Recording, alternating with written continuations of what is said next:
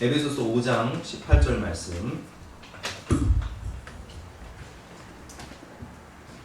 네, 한 절 말씀이니까 합독하도록 하겠습니다. 시작. 술 취하지 말라. 이는 방탕한 것이니 오직 성령으로 충만함을 받으라. 아멘. 오늘 말씀의 제목은 무슨 낙으로 살까요? 라는 제목으로 본 말씀을 통해서 함께 은혜를 나누겠습니다. 여러분, 무슨 낙으로 살아가십니까? 자기 자신에게 한번 대답해보세요. 나는 무슨 낙으로 사는가?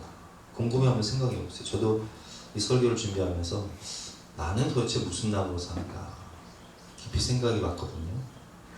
어떤 분들은 자식을 보는 낙으로 살고, 또 어떤 분들은 손주를 보는 낙으로 살고, 또 어떤 분들은 개를 보는 낙으로 살고, 또 어떤 분들은 게임을 하기도 하고 운동을 하기도 하고 취미생활을 하기도 하고 드라마를 보기도 하고, 나름대로 자기 인생을 살면서 자기 를 마치고 퇴근 후에 낙이 있어야 될 거 아니에요. 근데 사람들이 낙이 없으니까 술을 마셔요. 술이 내 위로고 내 친구라는 거예요. 여러분, 그러나 어떻습니까? 그 결과는 너무 큰 고통으로 돌아온 경우가 많습니다. 최근 유명 가수가 음주운전을 하고 그 사건을 은폐하려 하다가 자기만 고통당하는 것이 아니라 자기와 함께 일하는 회사 사람들에게 큰 고통을 줬고, 또 자신을 믿고 지지해 주었던 팬들에게 엄청난 실망을 준 사건이 있었지요. 최근 유튜브 방송과 예능 방송을 보면 얼마나 술방이 많은지 몰라요. 방송에서 연예인들이 나와서 자기의 실생활을 보여주는데 술 없이는 못 사는 거예요. 그냥 늘 술이 그냥 일상인 거예요. 전문가들은 진단을 합니다. 술에 관대한 문화, 술 권하는 우리 문화가 우리 청년들을 알코올 중독으로 몰고 있다는 거예요. 그래서 올해 초에 추적 60분 2024 중독사회 일부를 보면 젊고 멀쩡해 보이는 알코올 중독자의 나라 편이 방송을 했습니다. 젊고 멀쩡해 보이는 알코올 중독자의 나라. MZ세대들이 지금 너무나 심각한 알코올 중독에 빠졌다는 거예요. 20대, 30대 여성들의 이야기가 나오는데, 처음에는 위로가 필요해서 시작한 술. 그런데 혼자 집에서 아침에 일어나자마자 라면을 끓여서 소주를 먹더라고요. 그리고 낮잠을 자고 또 일어나서 저녁에도 술을 먹어요. 어떤 청년은 술에 취해 자신도 모르게 새벽 3시에 음주운전을 하고 있는 자신을 발견하게 됩니다. 그러다가 터널에서 사고가 나죠. 자기도 모르게 술에 취해서 음주운전을 하다가 큰 사고를 겪은 이야기를 하는 것을 들었습니다. 2015년 이후 주요 회사에서 아이유나 수지 같은 유명 가수들을 앞세워서 여성들을 공략한 과일 소주를 광고하기 시작합니다. 이때부터 20대와 30대 여성들의 알코올 중독이 급격히 늘기 시작했다고 합니다. 코로나19 이후 관계 단절로 인해 혼술 방송이 늘고 혼술 문화가 발달하게 됨으로 인해서 이제는 술 마시는 분들 50% 이상이 혼술을 한다는 거예요. 집에서. 그러다 보니까 특히 20대와 30대는 도수가 높은 위스키를 마시기 시작했고, 그것이 유행하며 생긴 알코올 중독이 많이 생겼을 뿐만 아니라 전문직이면서 또 직장을 생활을 잘하고 젊고 멀쩡해 보이는 MZ세대의 알코올 중독자가 너무 많아졌다는 통계가 있습니다. 이들은 고도 적응형 알코올 중독자로서 직장생활 잘해요. 또 어떤 분은 가정생활도 잘해요. 제가 추정 뉴스 보니까 어떤 변호사가 나오는데 이분은 직장생활 잘해요. 육아도 잘해요. 퇴근할 때 집에 가면서 막걸리 2병하고 소주 1병을 사가요.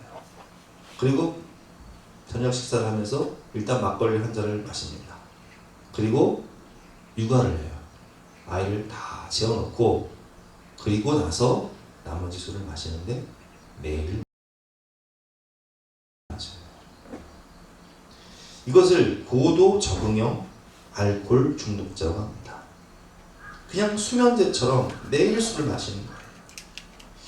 이러다 보니까 우리나라는 매일 음주로 13명이나 사망을 하게 되고 대학생 5명 중 1명이 고위험 음주군에 속하는 술에 취한 나라가 되어버렸습니다. 주류세를 1년에 3조 이상 거두면서도 알코올 중독자 치료에는 거의 사용하지 않는 나라. 여러분 유럽 같은 나라는요 술 광고를 아예 못하게 돼 있어요. 우리나라 보세요. 우리나라는 담배에 대한 피해는 공익광고를 통해서 다 이렇게 담배를 피면 이렇게 된다. 무시무시한 그런 영상들을 많이 보여줘요. 근데 술은 어때요? 술은 제가 아까 말씀드렸지만 아이유, 수지 같은 그런 유명 가수들이 나와서 아주 마시면서 아주 그냥 마시면 기분이 좋아지는 것처럼 청소년들을 유혹을 하고 있는 거예요. 그 MZ세대들이 빠지는 거예요. 이런 나라가 없다는 거예요. 이 세계에. 소주가 서민의 친구니까 소주값을 내려야 된다. 그래서 술 마시는 것을 권장하고 있어. 그러면서도 알코올 중독자 치료는 그냥 방치해버려. 여러분 제가 이런 말씀을 왜 드리냐. 저는 목회를 하면서 개인적으로 제가 철이 없을 때는요. 중고등부 사역을 하면서 그런 생각을 했어요. 아니 맥주 한 잔 정도는 괜찮지. 응? 와인 한 잔 정도는 괜찮은 거 아니야? 성경에 보면 술 취하지 말라고 돼 있지 술 먹지 말라는 말은 없잖아요. 그런데 그렇게 가르치니까 아이들이 어떻게 되는 줄 아세요? 맥주 한 잔? 괜찮지. 근데 한 잔은 괜찮고 두 잔은 안 괜찮나? 한 잔이 두 잔 돼요. 맥주 한 잔은 괜찮은데 소주 한 잔은 안 괜찮아? 맥주가 소주 돼요. 그러니까 맥주 한 잔 마시는 사람이나 두 잔 마시는 사람이나 똑같이 술 마시니까 야 한 잔이나 두 잔이나 뭐가 달라? 도찐개찐인데. 그러면 두 잔이랑 세 잔이랑 뭐가 달라요? 맥주랑 소주는 뭐가 달라요? 소주랑 막걸리는 뭐가 달라요? 기준이 사라지는 거예요. 그러다가 많은 사람들이 술에 빠져버려요. 어떤 일이 벌어질까요? 술에 취해서 가정폭력, 유리창을 때려부시고 살림을 때려부시고 부부싸움을 하고 가정이 해체가 되고 자녀들은 방황하고. 저는 개인적으로 이 술과는 원수된 집안이에요. 왜냐면 우리 큰아버지가 40대 초반에 이 알코올 중독으로 인해서 간암으로 돌아가셨어요. 그 고통으로 인해서 큰어머니도 다음에 돌아가셨어요. 제 사촌, 형, 누나들, 동생, 4남매가 초등학생, 중학생, 고등학생 4남매가 나왔는데 이 아이들을 누가 돌보는 거 아니에요. 그래서 우리 할머니는 평생을 마음의 고통을 안고 그 손주들 돌보시느라고 평생 고생만 하시다고 하셨어요. 저는 그 모습을 봤어요. 여러분 제가 한번 여쭤볼게요. 우리 집안에 믿음의 명문 가정 빼놓고 술 때문에 고통 안 당한 집안이 있습니까? 없습니까? 대다수예요.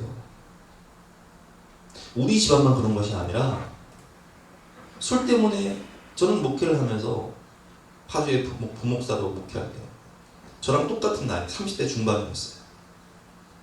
근데 그 집사님이 남자 집사님이 주류회사를 다녔는데 여자 집사님이 그러는 거예요. 목사님 걱정이에요. 우리 남편 집안은요 간이 안 좋아서 시아버지도 술 마시다 간암으로 돌아가시고 또 남편의 형님도 술 마시다가 간암에 걸려서 장례식 얼마 전에 치렀는데 우리 남편도 간이 안 좋은데 주류회사를 다니니까 술을 안 마실 수가 없다는 거예요. 제가 그래서 그런 말씀을 드렸어요. 살고 싶으면 먹고 사는 것도 중요하지만 살고 싶으면 직장을 이직하라. 어떻게 됐을까요? 이직을 했을까요? 안 했을까요? 안 했어요. 아니나 다를까 그 일이 있은 후 형님 장례식 치르고 3개월 후에 이분이 간암에 걸렸어. 그래서 하나님께 회개하고 치유를 구하고 은혜를 구하는데 제가 신방을 가면 목사 기도해 주세요. 반가워하지. 그런데 그렇게 투병 생활 몇 달 하다가 허망하게 인생을 마치고 장례식을 치르는데 6살짜리 외동딸을 두고 장례식을 치러야 되는데 제가 눈물이 나서 설교도 못하겠고 기도도 못하겠고 그 제가 담임 목사님한테 말씀드렸어요. 저는 아무것도 못하니까 저한테 기도도 시키지 마요. 여러분, 우리 집안에 이 알코올 중독으로 인해서 고통받는 가족들 얼마나 많습니까? 알코올성 치매, 간암, 간경화, 음주운전, 가정의 해체, 자녀들의 방황. 이걸 그냥 보고만 있어야 돼요? 이걸 그냥 방치해야 돼요? 맥주 한 잔 정도는 괜찮지, 와인 한 잔 정도는 괜찮지, 적당히 타협하고 넘어갈까요? 여러분, 저는 여러분들의 가정이 그런 고통을 당하는 것을 원치 않아요. 수많은 성도들이 사망의 길을 향해 달려가는데 어떻게 그냥 방치할 수 있습니까? 그래서 오늘 본 말씀을 통해서 우리가 과연 무슨 낙으로 살고 있는가, 우리가 각성해야 될 것이 있다면 무엇인가, 이 부분을 한번 깊이 점검해 보기로 합니다. 여러분, 사람들이 왜 술에 취합니까? 이건 영적인 원인이에요. 오늘 18절 말씀, 술 취하지 말라. 이는 방탕한 것이니 오직 성령으로 충만함을 받으라 말씀하시는데, 여러분, 사람들이 술을 왜 마시냐? 공허하기 때문에. 낙이 없다는 거예요. 공허하니까. 그래서 술이 내 친구라는 거예요. 그래서 술을 한 잔 마셔야 내 마음이 좀 이 걸걸한 심령이 위로를 받고 잠도 잘 수 있고 알딸딸하니 기분도 좋아지고. 여러분, 하나님은 우리를 지으실 때 하나님의 영으로 지으신 거죠. 하나님의 숨결, 삼기를 그 코에 불어넣음에 상령이 된지. 그런데 인간이 죄를 범하고 타락한 이후에 어떻게 됩니까? 성령이 떠나가세요. 성령이 떠나가니까 공허할 수밖에 없죠. 하나님과 함께 에덴 동산에서 기쁨을 누리고 풍성함 가운데 부족함이 없는 가슴이 꽉 찬 그런 기쁨 가운데 살다가 성령이 떠나가시고 에덴 동산에서 쫓겨나니까 부모 잃은 고아처럼 마음이 공허한 거예요. 단절, 관계 파괴, 외로움, 공허함이 찾아오는 거죠. 창세기 6장 3절 말씀처럼 여호와께서 이르시되 나의 영이 영원히 사람과 함께 하지 아니하리니 이는 그들이 육신이 되니라. 그러나 그들의 날은 120년이 되리라 하십니다. 그래서 육신이 된 육체의 소욕이 자신을 지배해버리니까 이 공허함을 육체의 소욕을 따라서 그걸 푸는 거예요. 단절과 외로움을 극복하기 위해서 육체의 소욕으로 푸는 거예요. 그래서 술을 마시고 담배를 피고 도박에 빠지고 외도에 빠지고 잘못된 죄악의 길로 가고 있는 것입니다. 사람들에게 왜 그렇게 살아갑니까? 물으면 하는 대답이 삶에 낙이 없어요. 나는 이것밖에는 삶에 낙이 없어요. 내가 무슨 낙으로 살아요? 이렇게 대답을 합니다.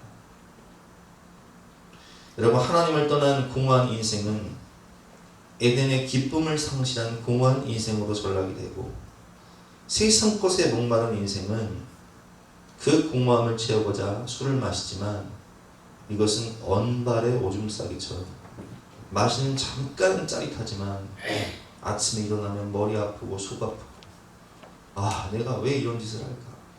알코올 중독에 빠지면서 내가 이렇게 살고 싶지 않은데 언발에 오줌 싼 후에 찝찝한 마음처럼 살아가는 거예요. 마귀는 우리의 공허함을 세상의 죄악으로 채우게 합니다. 마귀는 우리에게 술 취함과 방탕함과 죄악을 주고 지옥 같은 삶을 살게 하다 결국 죽어 영원한 지옥에 가게 하는 거예요. 그래서 지옥의 특징이 뭐예요? 목마름이에요. 목마름. 타는 불꽃 가운데 부자 나사로와 부자의 비유를 보면 부자가 지옥 가서 타는 목마름 가운데 어떻게 얘기하죠? 아버지 아브라함이 나사를 보내서 물 한 방울만 달라는 거예요. 그 마귀는 우리 인생을 목마르게 하고 죽어서도 영원히 목마르게 하는 거죠. 두 번째로, 그렇다면 우리가 어떻게 해야 술 취하지 않은 인생을 살 수 있는가? 오늘 본 말씀 보면 술 취하지 말아 있는 방탕한 것이니 오직 성령으로 충만함을 받으라 말씀을 하고 계십니다. 여러분, 우리가 공허한 이유가 뭐라고요? 우리가 공허한 이유는 하나님을 떠났기 때문이에요. 우리가 공허한 이유는 성령이 내 마음에서 떠났기 때문이에요. 우리가 공허한 이유는 에덴의 기쁨을 상실했기 때문이에요. 하나님과 함께 하면서 에덴에서 부족함 없이 가슴이 꽉 찬 상태로 살다가 성령이 떠나감으로 인해서, 에덴에서 쫓겨남으로 인해서 이제는 고와 같이 버려진 거예요. 그러면 그 공허함을 회복시키기 위해서는 어떻게 해야 돼요? 누가복음 15장에 보면 돌아온 탕자가 있지 않습니까? 집 나간 아들이 화랑방탕하여 다 잃어버려요. 근데 그 아들이 아버지의 집으로 돌아오니까 어떻게 돼요? 모든 것이 회복되고, 기쁨이 회복되고, 신분이 회복되고, 삶이 회복이 돼요. 여러분, 이 영적인 공허함을 우리가 회복하기 위해서는 하나님께 돌아와야 되는 거예요. 성령으로 충만해져야 되는 거예요. 그래서 요한복음 20장을 보면 예수님께서 부활하신 후에 우리에게 평강을 주시면서 뭐라고 말씀하시죠? 숨을 내쉬며 성령을 받아라. 성령 받아야 네가 산다. 성령 받아야, 오직 성령이 너에게 임하시면 너희가 권능을 받고 예루살렘과 온 유대와 사마리아와 땅끝까지도 대증인 됩니다. 성령 없이는 아무것도 할 수 없다는 거예요. 인생의 이 공허한 컬컬한 마음을 술 한 잔으로 위로한다고 그게 해결되는 게 아니에요. 그건 도피하는 거지. 하나님께 돌아와야 해답이 있는 거예요.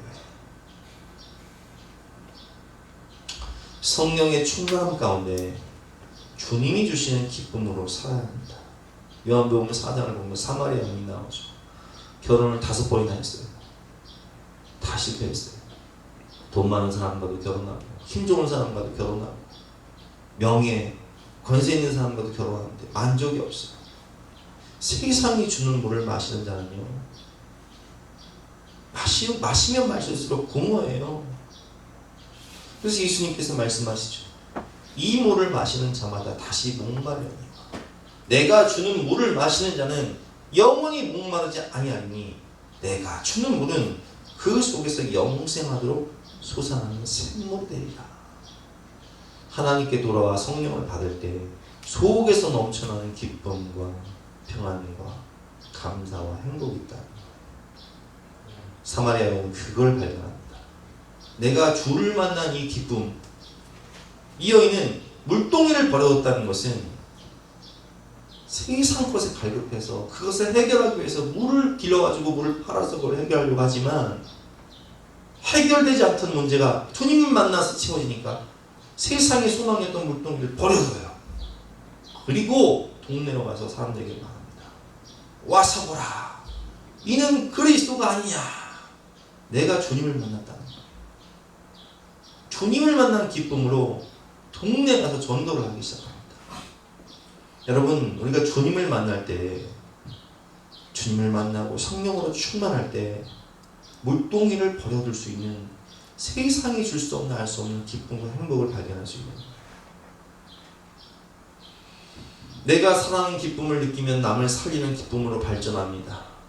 사마리아 여인은 자신이 변화하고 주를 만난 기쁨으로 전도를 하기 시작해서 예수님과 함께 안 먹어도 배부른 충만함을 느끼게 합니다. 풍성함을 느끼게 합니다.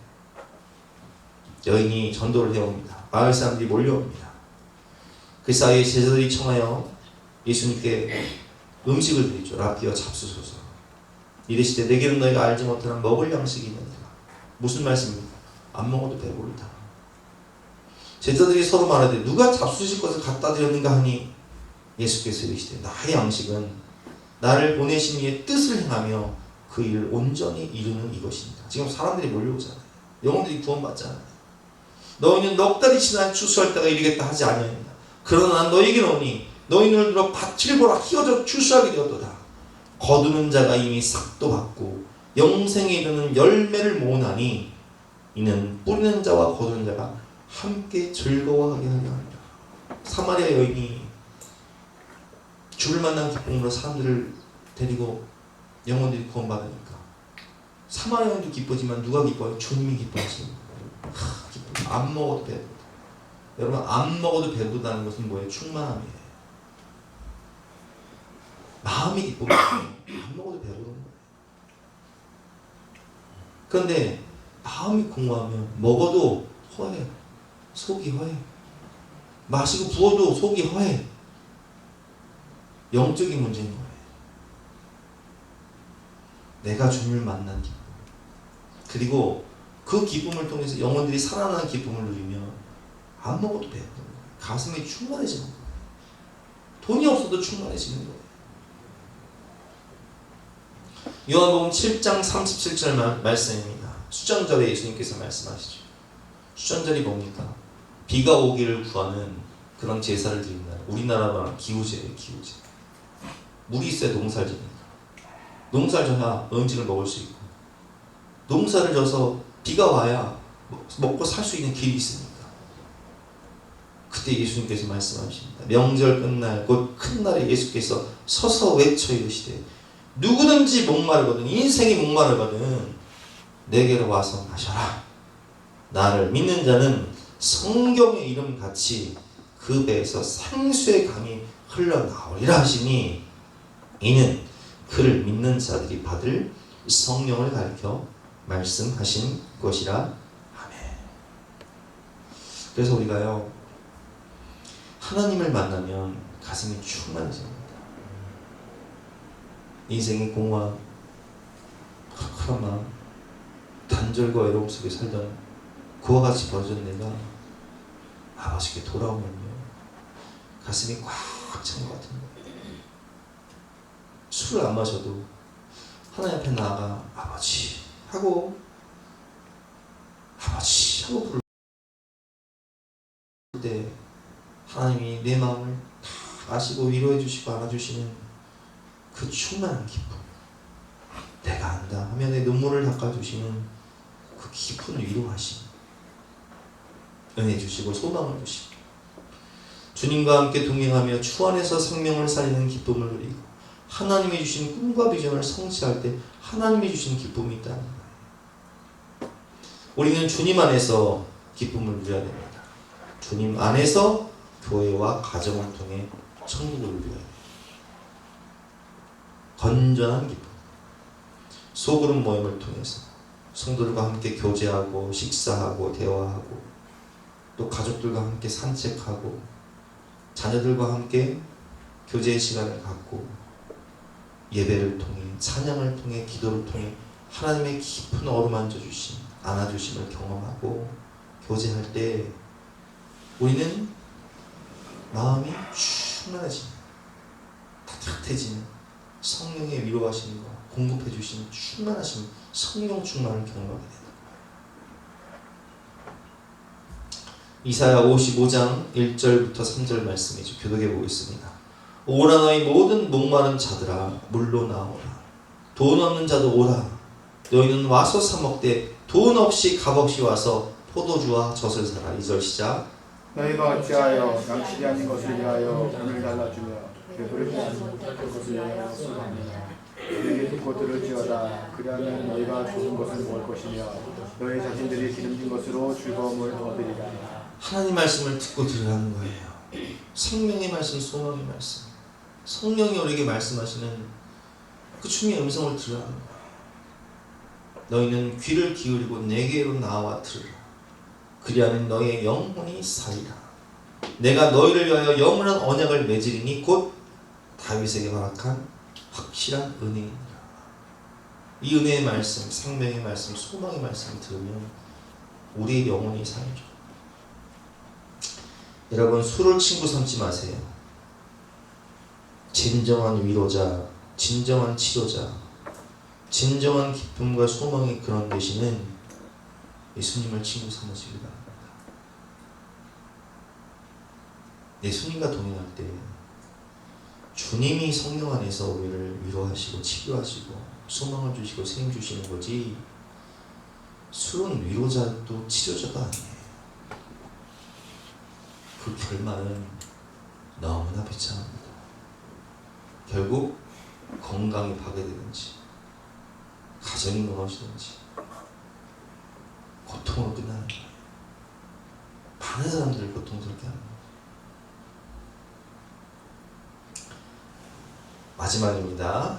술과 성령, 내가 어디에 속해 있는가, 내가 누구를 친구로 삼아 살아가는가, 이것을 점검해 보세요. 요한복음 10장 10절 말씀이죠. 도둑이 온 것은 도둑질하고 죽이고 멸망시키는 것뿐이야. 내가 온 것은 양으로 생명을 얻게 하고 더 풍성히 얻게 하려는 것입니다. 술을 친구 삼으면요, 마귀가 술을 친구로 주죠. 왜 그럴까요? 도둑이 온 것은 도둑질하고 죽이고 멸망시키기 위해서.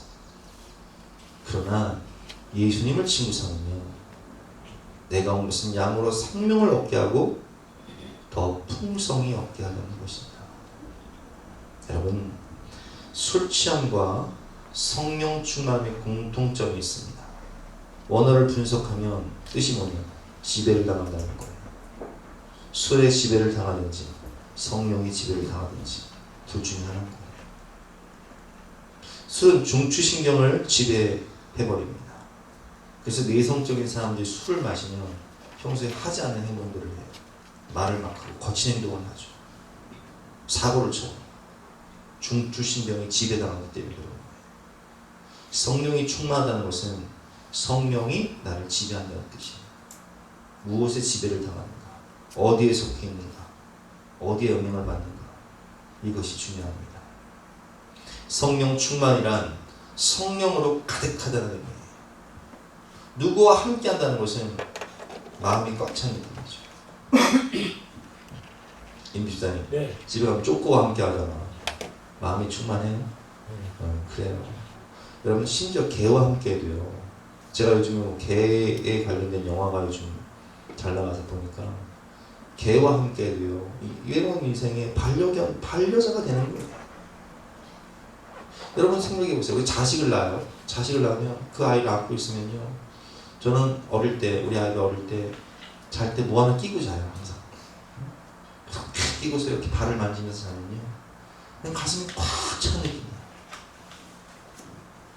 혼자 살다가 결혼을 하니까요, 가슴이 꽉 찬 느낌, 마음이 편해지니까 결혼하고 10kg가 찌더라고요, 살이. 제가 말랐거든요. 57kg밖에 안 되고, 결혼 전에. 여러분, 누구와 함께 한다는 것은 가슴이 꽉 찬 느낌이에요. 행복감, 만족감, 평안함이죠. 세상에서 고아와 같이 버려진 채 공허함과 외로움 가운데 살다가 주님을 만나 감격, 감동, 가슴이 꽉 찬 느낌, 이것이 바로 성령 충만함입니다. 그렇다면 이 성령 충만함을 상실하지 말아야 돼요. 성령을 소멸시키지 말아야 된다고요. 여러분, 타협하지 마세요. 하나님과 만나는 예배 시간을 타협하지 마세요. 사람의 신용보다 중요한 것이 하나님과의 약속입니다. 여러분, 사업하시는 분들 사람과의 신용 중요하죠? 그렇죠? 그 신용 지키려고 엄청 노력해요. 근데 사람의 신용보다 중요한 것이 뭔지 아세요? 하나님과의 약속이에요. 사람의 신용 지키려고 하나님과의 약속 깨트리면 하나님이 복을 주시겠습니까? 잘 생각해 보세요, 여러분. 사람과의 신용은 지키는데 하나님과의 약속을 안 지킨다. 그거 복 못 받아요. 사람의 신용보다 중요한 것이 하나님과의 약속입니다. 성령 충만을 상실하게 하는 죄와 타협하지 마세요. 술, 제사 문제 피하지 말고 정면 돌파해야 됩니다.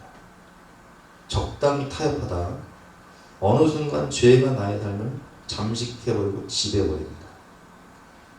자, 구체적으로 한번 얘기해 볼게요. 여러분, 사회생활을 하는 젊은이들에게 제가 권면하고 싶은 것이 있습니다. 한 번 풍파를 겪고 종결해라. 무슨 말입니까? 여러분 취업하거나 대학 들어가면요. MT 간다. 돈 많이 모인다. 마시거나 부어라.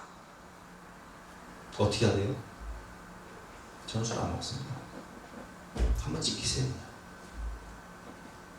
직장생활 하는데 회식을 하는데 술자리가 저는 술 안 먹습니다. 한번 찍히세요. 그러면요 그날 되게 먹을 겁니다. 그리고 한 두어 번 또 그래 보세요. 그 사람들은요 당신을 포기해요. 한 번 딱 찍히면 돼요 그냥. 그런데 그 한 번 찍히는 게 두려워서 질질 끌려다니기 시작하면 직장생활 내내 고통당해야 됩니다. 여러분 제가 직장생활 안 해봤습니까? 저는 영업조직에 있었어요. 영업조직의 특징이 뭔지 아세요? 의뢰 일 끝나면 술자리예요. 그러면 한번 여러분 제가 질문할게요. 제가 술 마셨을까요? 저 안 마셨어요. 그러면 제가 그 영업조직에서 인정을 못 받았을까요? 아니요. 저는 술을 안 마셨지만 사람들과 함께 식사는 했어요. 점심도 하고. 술 마시는 사람들은요 술 먹고 나면 아침 뭐 하는 줄 아세요? 사우나 가요. 조회 끝나면 사우나 간다고요. 사우나 끝나면 뭐 하는 줄 아세요? 당구 치러 가요. 그래서 점심 짜장면 먹고 일하러 가요. 저는 안 그랬어요. 저는 아침 일찍부터 열심히 일했어요. 그러다 보니까 남들보다 실적이 어땠을까요? 두세 배 더 많았어요. 저는 20대 초반에 술은 안 마셨지만 사람들이 뭐라고 얘기하냐. 야, 일 배우려면 임종원 씨한테 가서 배워. 임 팀장한테 가서 배워. 아예 회사에서 신입사원님이 저한테 다 붙여줬어요. 왜? 영업은 이렇게 해야 된다는 거죠. 직장에서 왕따 당한다? 택도 없는 소리예요. 그건 뭐 말도 안 되는 소리예요. 그건 다 핑계예요. 그러면 생각해보세요. 사업하는 분들 내가 그래 접대도 해야 되고 대접도 해야 되는데 어떻게 술을 안 마십니까? 안 마셔도 돼요. 안 마셔도 돼요. 이장모님 한번 얘기해볼게요. 이장모님 사업하잖아요. 바이오템 대표잖아요. 의사들 만나요. 술자리 갑니다. 술 마실까요? 안 마실까요? 옛날엔 마셨어요. 근데 제가 이런 소리 하니까 결단했어요. 의사들 만납니다. 술자리 합니다. 술 안 마셔요? 콜라 마셔요? 그럼 회식 끝나면 어떻게 해요? 그러면 데려다 줘요. 대리운전 안 불러도 되네? 그래서 사람들이 어떻게 평가하는 줄 아세요? 이 사람은 술을 안 마시니까 죄를 안 짓네. 야, 다른 대표들은 술 마시고 여자 만나고 도박에 빠지고 돈 엉뚱한 데 쓰는데 이 사람은 자기 관리가 철저하네? 하면서 투자를 더 하는 거예요. 실제적인 얘기예요.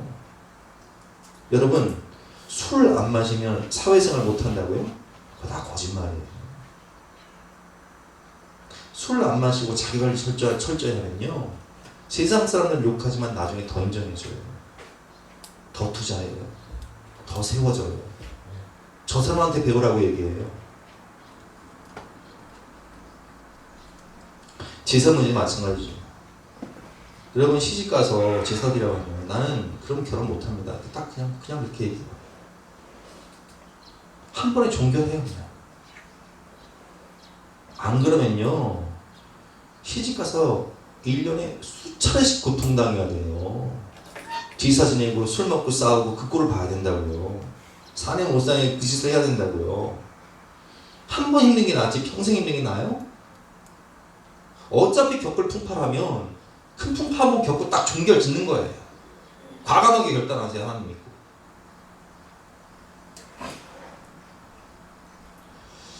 과감히 결단하고 성령 충만을 유지합시다. 하나님 사랑 안에서 참 기쁨을 찾고 하나님 주신 교회와 가정 안에서 행복하게, 건전하게, 건강하게 산책도 하고 대화도 하고 교제도 하고 여행도 하고 좋은 취미생활을 가지세요. 깊은 기도 가운데 하나님의 말씀을 듣고 위로하심을 받고 하나님을 만나고 하나님이 허락하신 거룩한 사람들을 만나며 행복을 경험하는 너는 무슨 낙으로 사니? 하나님 만나고 하나님 주신 사람들 만나지. 나는 이 낙으로 살지. 이렇게 고백할 수 있는 저와 여러분 되시기를 주님으로 축원합니다. 함께 찬양하고 기도하는 시간 갖도록 하겠습니다.